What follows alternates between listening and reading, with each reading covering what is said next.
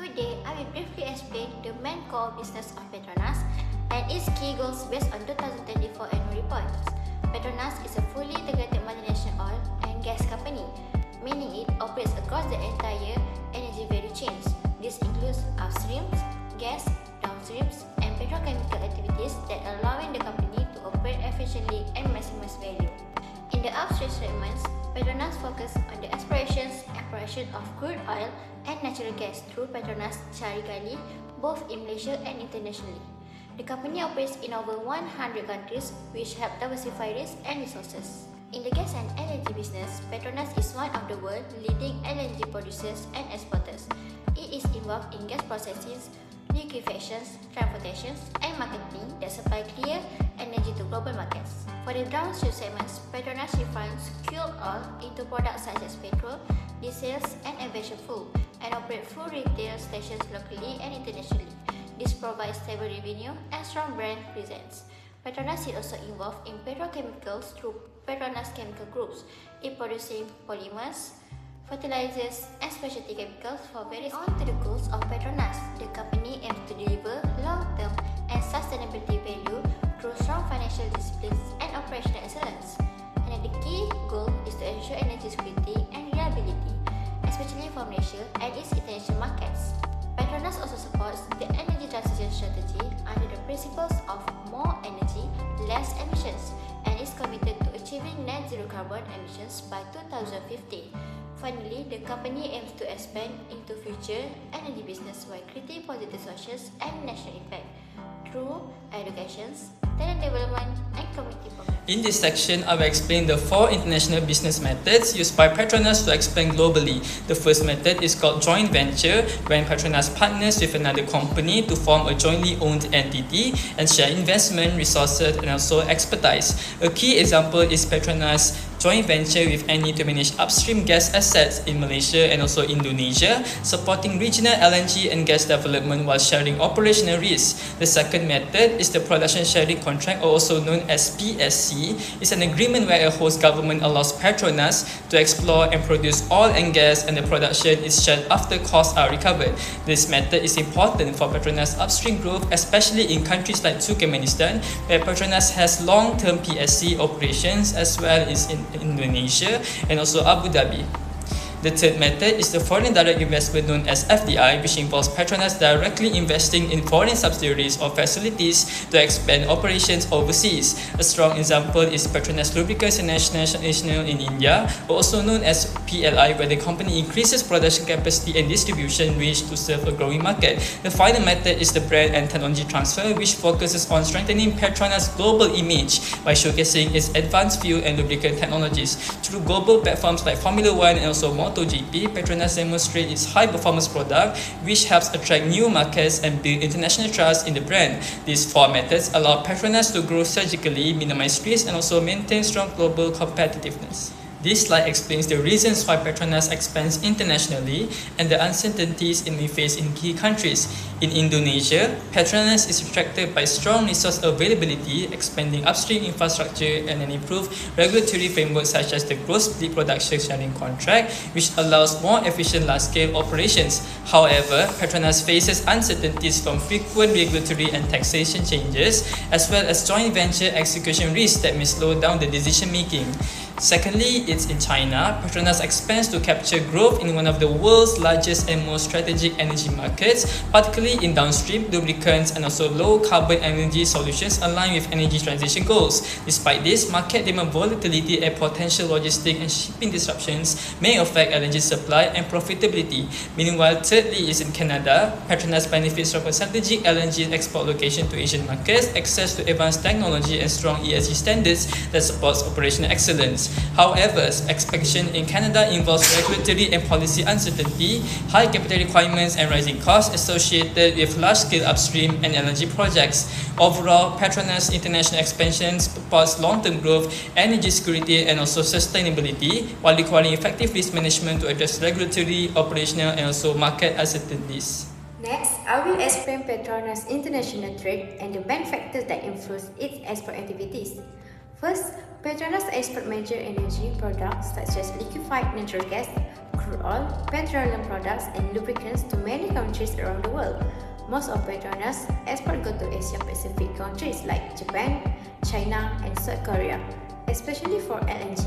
Other export markets include India, Singapore, Australia, and several Arabian countries. Next, I will discuss the factors that affect Petronas' international trade. The first factor is changes in global demand. Global demand for energy products directly affect Petronas' export volume. When demand for LNG and petroleum products increase, especially in Asian countries, Petronas' export also increase. However, if global economic growth slows down or countries reduce their energy consumption, export volume may decrease. The second factor is competition in the international market. Petronas faces strong competition from other global energy producers such as Qatar and Australia. This competition affects pricing, market share, and contract terms. As a result, Petronas must remain cost-efficient and competitive to maintain its position in the global market. The third factor is geopolitical and supply chain risk. Geopolitical tensions, such as international conflicts and regional security issues, can disrupt energy supply chains. These risks may increase shipping costs, delay deliveries, and create uncertainty in international trade. At the same time, geopolitical issues can also create opportunities when countries look for alternative energy suppliers. The final factor is energy transition and environmental policies. Many countries are moving towards renewable energy and implementing stricter environmental regulation. This may reduce long-term demand for fossil fuel, which can affect Petronas' future export performance. Therefore, Petronas is also investing in cleaner and lower carbon energy. So today, I will explain how Petronas functions within international financial markets, focusing on its use of the foreign exchange markets and also whether it issues stocks in foreign countries. So firstly, Petronas is a multinational corporation that operates globally in the oil and gas industry. Because of its international operations, Petronas is highly involved in the foreign exchange or FX market. The company conducts business across many countries and it deals with multiple currencies such as the US dollar, euro, and others. As a result, Petronas uses the foreign exchange market to convert foreign currency when receiving revenue from export or when making payments for imports, services, and operational costs overseas. So, in addition, Petronas uses the foreign exchange market to manage exchange rate risk. Currency values often fluctuate, which can affect the company's profits. To reduce this risk, Petronas applies hedging strategies such as forward contracts to stabilize cash flows. The foreign exchange market is also important when Petronas funds overseas projects, joint venture, and subsidiaries, as well as when it services foreign currency debt, including interest and loan repayments. Secondly, in terms of issuing stocks in foreign countries, Petronas does not participate in international equity markets. This is because Petronas is fully owned by Malaysia's government and is not a publicly listed company. Therefore, it does not issue shares on any foreign stock exchange. However, Petronas is still active in international financial markets through alternative methods, particularly by issuing bonds in a global markets. These bonds are often denominated in a foreign currency, which further increases the company's involvement in the foreign exchange market. So to be concluded, Petronas plays an important role in international financial markets, mainly through its extensive use of the foreign exchange market, rather than through foreign stock issuance. Petronas operates globally, so it uses several currencies in its business activities. The US dollar is the most important currency, as most crude oil and LNG exports are priced and sold internationally in USD. As a result, a significant portion of Petronas revenue is earned in US dollar. However, Petronas reports its financial statement in Malaysia ringgit, which is also used for domestic operating costs, such as salaries and local expenses. Petronas also uses other foreign currency like the euro, Singapore dollar, and Chinese yuan for regional operation, but these are less significant compared to the US dollar. Because Petronas earns mainly in USD but report in MYR, it is highly exposed to movement in the USD-MYR exchange rate. During 2024 to 2025, the Malaysian ringgit strengthened against the US dollar in early 2024 before weakening later in the year. This fluctuation affect Petronas' reported financial result.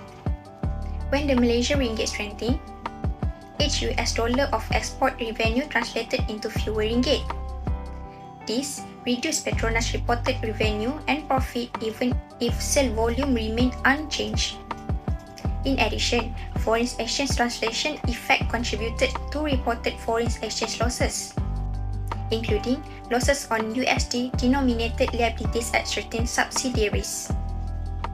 To manage exchange rate risk, Petronas use hedging strategy such as forward contract. This measure help reduce volatility, but Petronas' performance still remains sensitive to significant movement in exchange rate. Next, I will explain the types of payment methods used in international trade financing. The first method is letters of credit or LC.